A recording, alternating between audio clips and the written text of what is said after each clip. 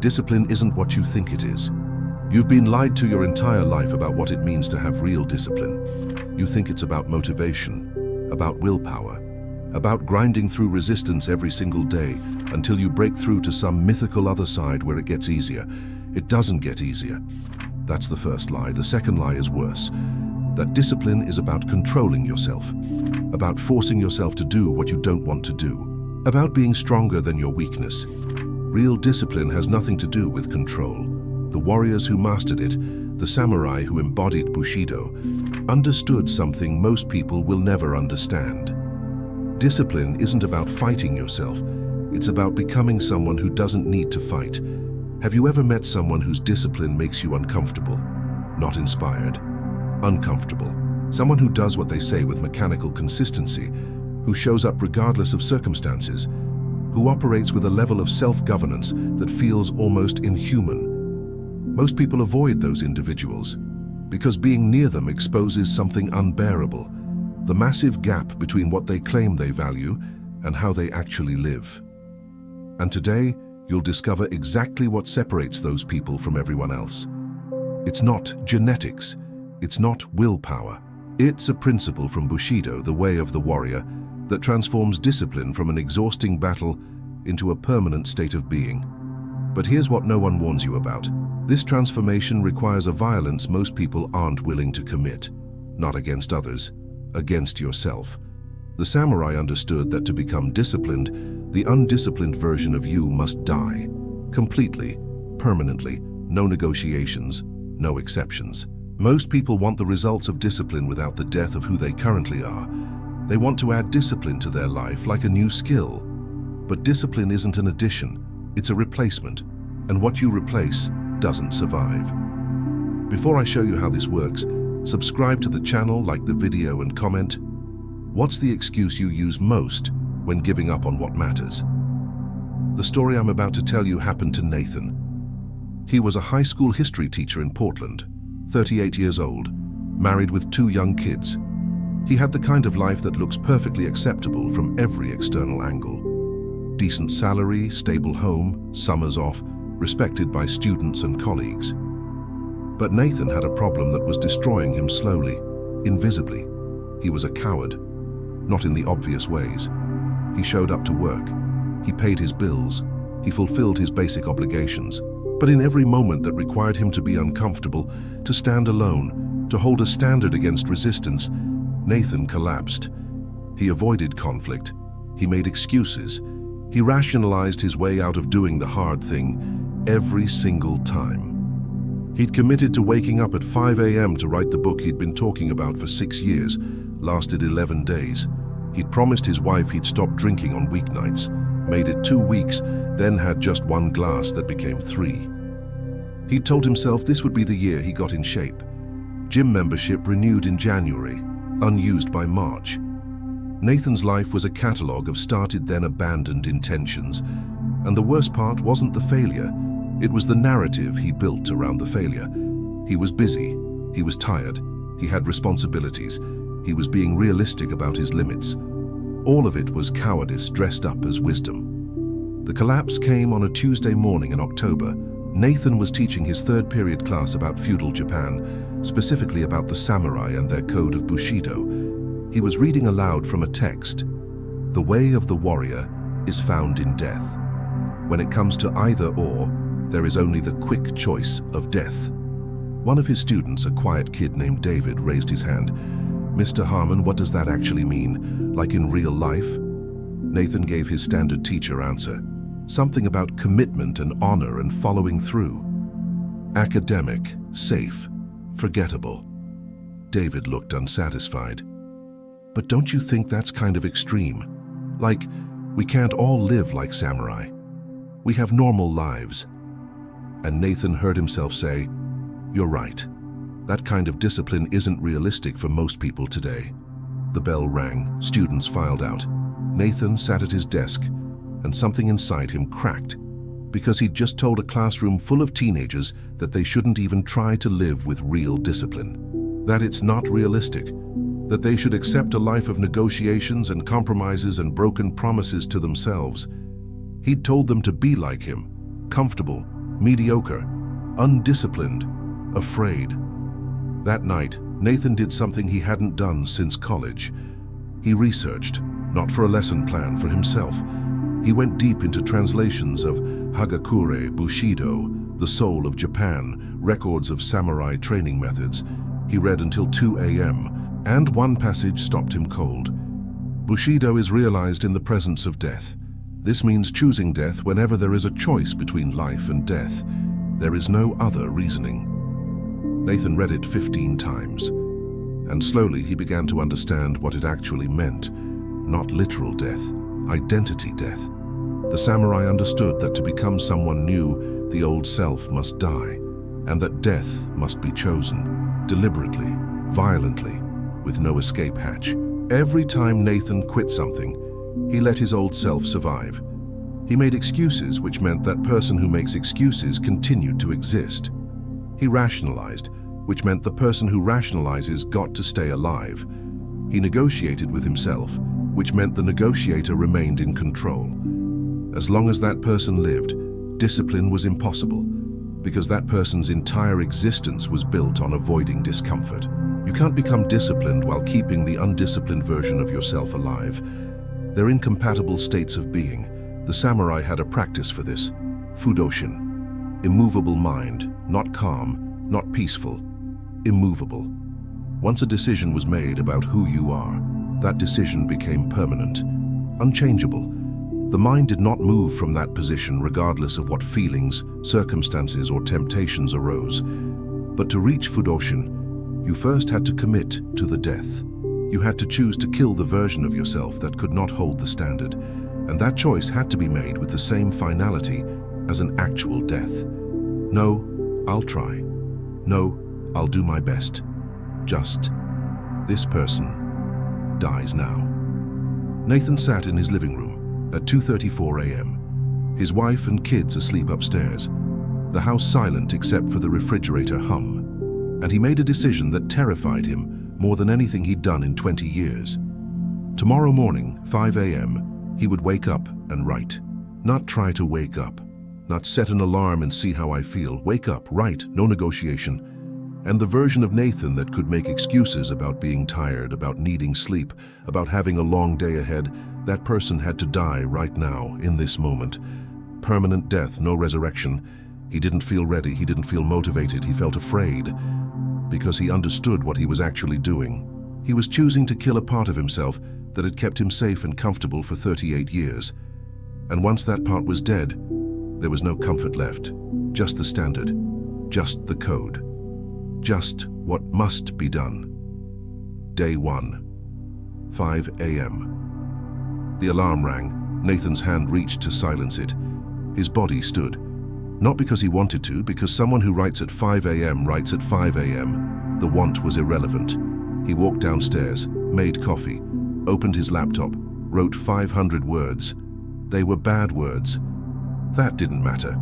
The words weren't the point. The execution was the point. Day 2. Same thing. Alarm, body rises, coffee, write. His mind generated every excuse. You already proved you could do it. You don't need to do it again. You're tired. The kids will be up soon anyway. You can write later. The mind spoke.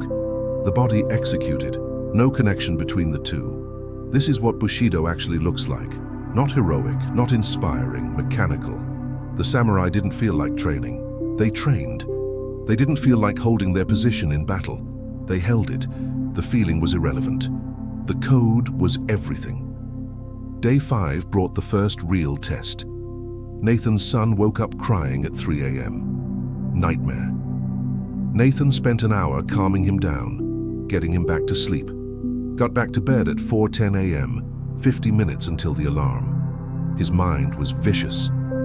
This is insane. You got 3 hours of sleep. You'll be useless all day. This isn't discipline, it's stupidity. Be rational. Skip today, start again tomorrow. The alarm rang at 5 a.m. His body stood, walked downstairs, made coffee, opened the laptop, wrote 500 words. They were terrible, half-conscious, barely coherent, completely irrelevant, because the point wasn't quality. The point was that the person who makes excuses had died. and dead people don't come back. By day 12, something unexpected happened. The resistance didn't disappear. His mind still generated every reason to quit, but the volume had lowered. Not because he'd built willpower, because his identity was shifting. He was no longer someone who decides whether to write. He was someone who writes. The action had become definitional. Bushido teaches that discipline isn't about conquering your weakness. It's about becoming someone for whom the weakness no longer applies. The samurai didn't overcome fear of death. They became people for whom fear of death was irrelevant, different states of being. But this transformation came with a cost that Nathan hadn't anticipated. Week 3, Nathan's wife Sarah noticed, "You're up at 5 a.m. every morning now." It wasn't a question, it was an observation loaded with concern. Yes, even when you barely slept. Yes, even on weekends. Yes. Nathan, that's not healthy. You need rest, you need flexibility. And here's where Nathan discovered the first real price of Bushido. His wife thought she was expressing care, but what she was really expressing was discomfort with his immovability. She was used to a husband who negotiated, who was reasonable, who adjusted based on circumstances and feelings. This new version, the one who did what he said regardless of how he felt, scared her, because it revealed that her own life was built on negotiations and compromises and adjustments based on feelings, and she didn't want that mirror in her house. "I'm not being inflexible," Nathan said. "I'm being disciplined." "What's the difference?" Nathan paused. "Inflexible means I can't adapt. Disciplined means I don't negotiate with discomfort." She didn't understand. How could she? She was still living in the reality where feelings determined actions. Nathan had left that reality. They were speaking different languages. Month 2. Nathan's colleagues at school started making comments. He'd stopped going to happy hour on Fridays. He'd stopped eating the donuts people brought to morning meetings. He'd stopped participating in the casual complaints about workload and difficult students. One teacher, Jessica, pulled him aside. "Are you okay? You seem really rigid lately." "I'm fine. You're just, I don't know, different, like you're not fun anymore." And there it was. The truth people don't say directly. Discipline makes you less fun, because fun is another word for spontaneous submission to whatever feels good in the moment. And someone who doesn't do that becomes unsettling to be around. Nathan smiled. "I'm becoming who I need to be." Jessica looked at him with genuine worry. "That sounds kind of extreme." It was extreme. That was the point. The samurai were extreme. Bushido was extreme. Real discipline is extreme. And everyone who lives in the comfortable middle finds extremity threatening. But here's what Nathan was discovering. The cost of discipline wasn't just social discomfort. It was loneliness. Deep, structural loneliness. Because once you stop negotiating with yourself, you realize how much of normal human connection is based on shared weakness. People bond over their struggles, over their failures, over their inability to do what they know they should do. Nathan didn't have those struggles anymore, not because he'd overcome them, because he'd killed the person who struggled, and without that person, he had nothing to bond with others over. His consistent execution wasn't inspiring to people, it was alienating. It highlighted their inconsistency, made them feel small. Month 3 brought a moment that showed how complete the transformation had become. There was a faculty meeting that ran late, very late. It ended at 6:30 p.m. Nathan had been at school since 6:45 a.m., 12-hour day.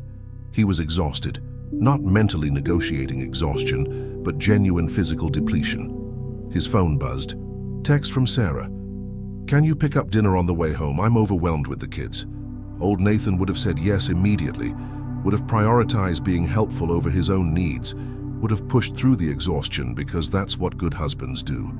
New Nathan texted back, "I need to go to the gym first. I'll be home by 8. She called him. He didn't answer, not out of cruelty, but because Fudoshin means the mind doesn't move. He'd decided that training happened every day after work. Circumstances didn't change that. Feelings didn't change that. His wife's needs didn't change that. He went to the gym, did his full routine, Got home at 8:15. Sarah was furious. I needed help. The kids were melting down. I asked for one thing. I understand you needed help, but my training doesn't stop because things are hard. Your training? Nathan, your family should come before your workout. They do. But doing what I said I'd do also matters. If I break my code because things are hard, then I don't have a code. I have suggestions that I follow when it's convenient. She stared at him like he was a stranger. You've changed. And not in a good way. She was right. He had changed. The man she married was flexible, accommodating, willing to bend his own needs for others. That man was dead. This new version had a code, and the code didn't bend. That night, Nathan lay awake wondering if he'd made a mistake. If Bushido was leading him somewhere inhuman, if discipline had turned into rigidity, if he'd lost something essential in the process of gaining something he thought he wanted. But then he remembered what the samurai text said. In the moment of doubt, there is only one question. What would a warrior do? And a warrior doesn't negotiate. A warrior doesn't soften the code because it creates friction. A warrior holds the line. Nathan held the line. Month 4. The transformation began to show in ways beyond the alarm clock. Nathan's body had changed, obviously. Daily training for 4 months straight with 0 missed days does that. But the real change was in his face, in his eyes. There was something present that hadn't been there before. His students noticed. David, the kid who'd asked about Bushido, approached Nathan after class one day. Mr. Harmon, you're different this year. Like you don't take any crap from anyone, not even the principal. Nathan had indeed stopped negotiating at work too. When the principal asked him to take on an extra committee, Nathan said no. When colleagues tried to dump their duties on him, he refused. When parents emailed demanding he change grades or extend deadlines, he held his standard. Old Nathan would have said yes to everything, then resented everyone for taking advantage of him. New Nathan simply said no, no explanation. No apology, just no. What changed? David asked. Nathan thought about it. I stopped being someone who tries to do things. I became someone who does things. Big difference. That's what you were talking about, the samurai thing. You actually did it. I'm trying. No, David was insistent. You're not trying. You're doing it. That's the whole point, right? The kid understood it better than most adults Nathan knew. Month 5 brought the crisis that tested whether the transformation was real or just performance. Nathan's father died. Sudden heart attack. No warning.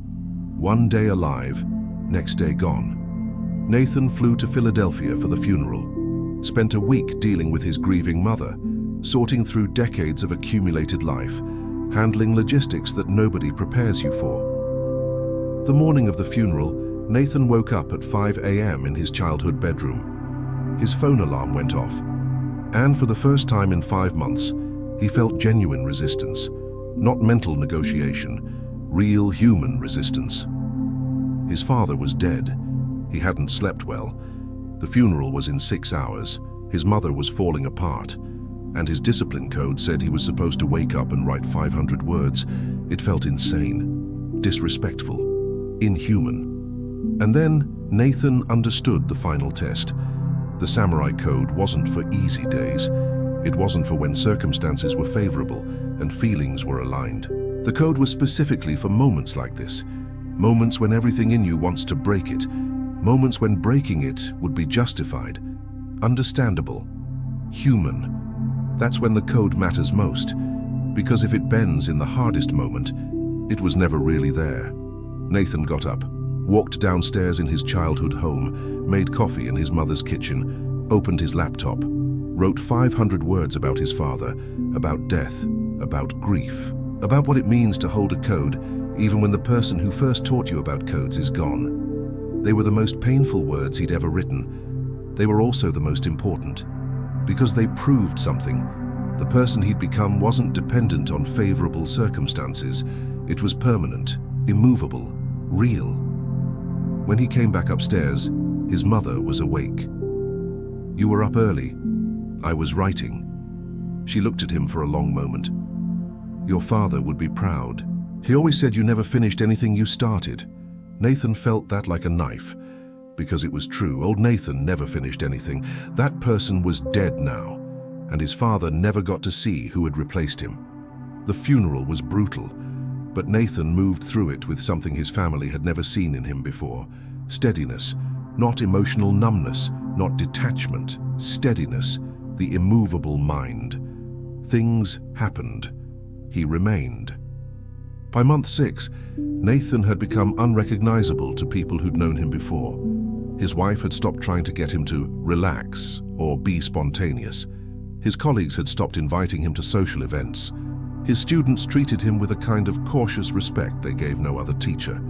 He wasn't mean, he wasn't cold, but he was immovable. And immovability creates distance. People want you to bend. They want you to adjust. They want to know that if they need you to break your code for them, you will. When they discover you won't, they step back. Nathan accepted this. The samurai texts warned about it. The way of the warrior is a lonely path. To walk it is to walk apart from others. The cost wasn't social awkwardness. The cost was community. The cost was belonging. The cost was being included in the shared human experience of weakness and negotiation and constant adjustment based on feelings. Nathan had traded belonging for integrity, and integrity is cold company. One Saturday afternoon, Nathan's old college roommate came to visit. They'd been close once, hadn't seen each other in years. They spent the day catching up. His friend noticed the schedule. 5 a.m. writing, 7 a.m. workout, 9 a.m. specific projects, no variation, no flexibility. Dude, don't you ever just let go? Have a lazy Sunday? No, that's not healthy. Depends on what you mean by healthy. I mean psychologically, mentally. You need rest, you need flexibility, you need to be able to adjust.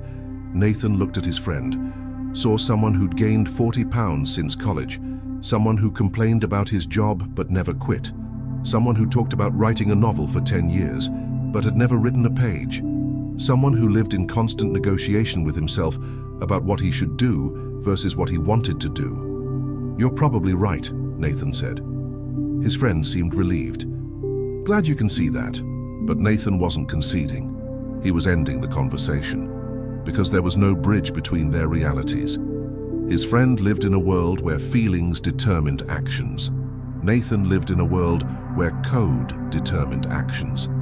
They were speaking different languages. Pretending to communicate was pointless. When his friend left, Sarah said, "That was harsh." What was?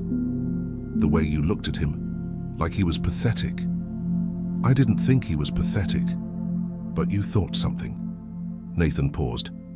I thought about who I would be if I'd kept living like him, and I was grateful I killed that person. Sarah flinched. You talk about yourself like you murdered someone. I did, just not the way you think.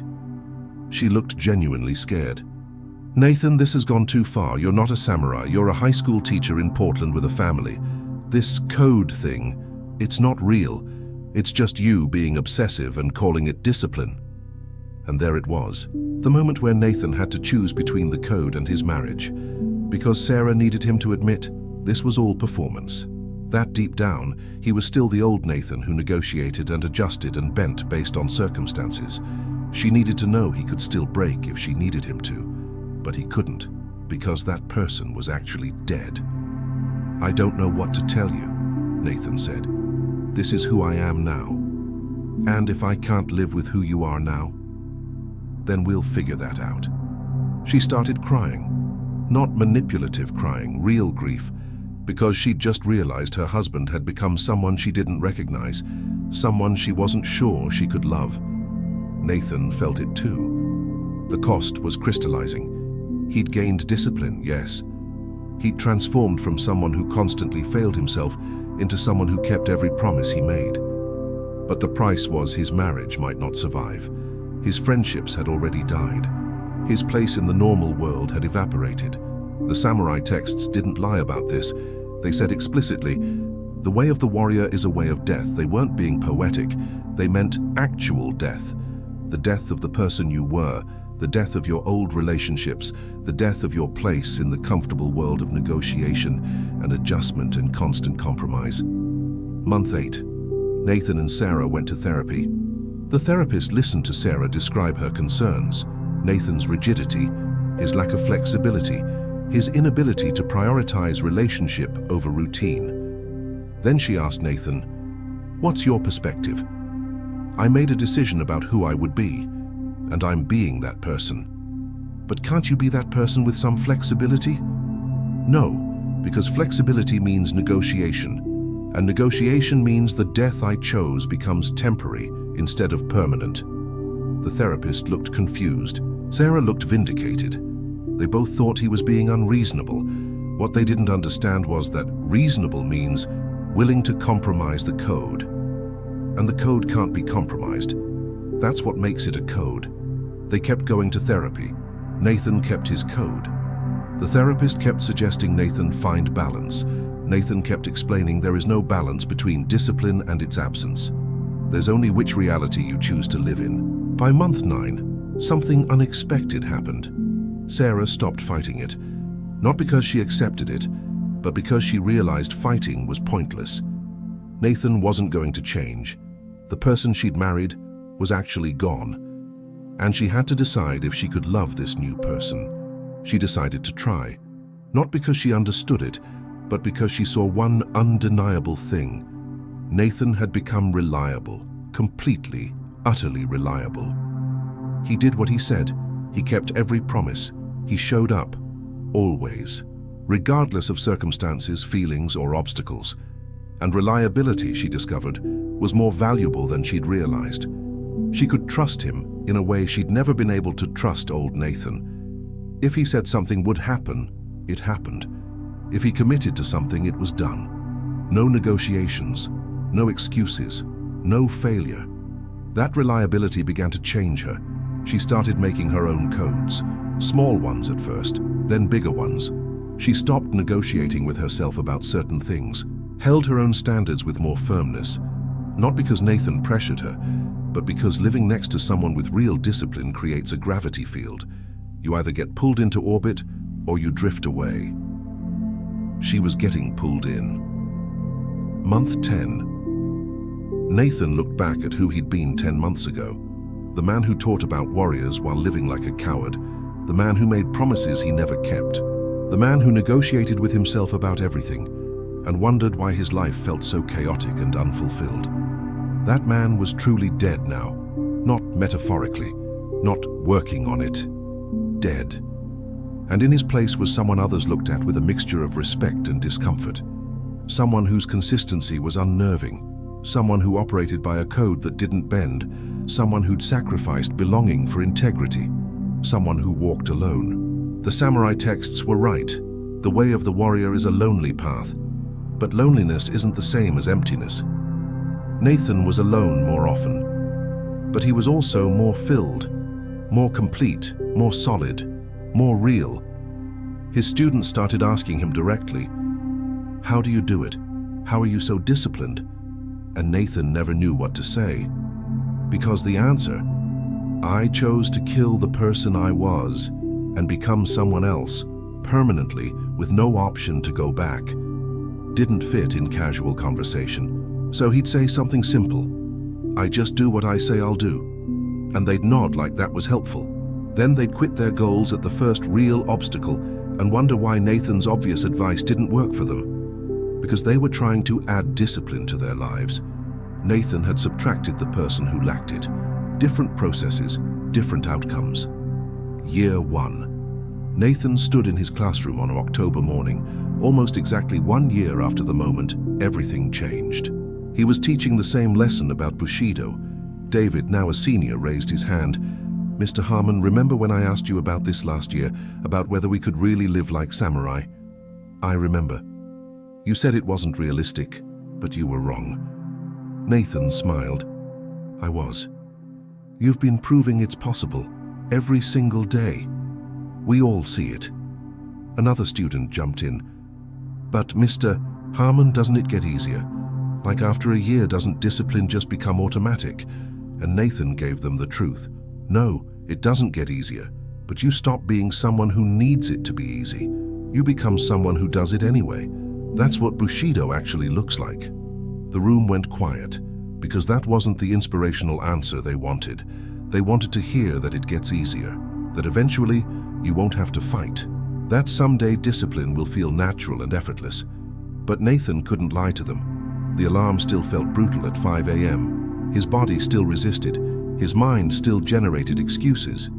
The only difference was that none of it mattered anymore, because the person who listens to those feelings was dead, and dead people don't negotiate. You stop being someone who tries to be disciplined and become someone who is disciplined. When that happens, people will look at you and think, that's not normal. And the answer will be simple. He doesn't practice discipline, he is discipline. The question remains, are you ready for this level of transformation? Because it's not about building better habits. It's not about increasing willpower. It's not about finding the right system or strategy. This is about death and rebirth. The death of the person who negotiates. The death of the person who adjusts based on feelings. The death of the person who compromises the code when things get hard. The birth of someone immovable, someone who holds the line regardless of circumstances, someone who walks the way of the warrior even when they walk alone. Bushido won't make you a better person. It'll make you a different person. Someone others will look at and think, that's obsessive, or that's not balanced, or that's not healthy. And when you hear those words, you'll know you've finally arrived.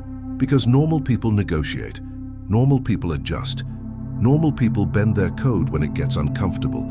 You're not trying to become a better version of normal. You're trying to become something else entirely. The samurai knew this. Discipline isn't a skill you add. It's an identity you become through death of who you were. And that death is permanent. No resurrection, no going back, no, I'll try this for a while and see.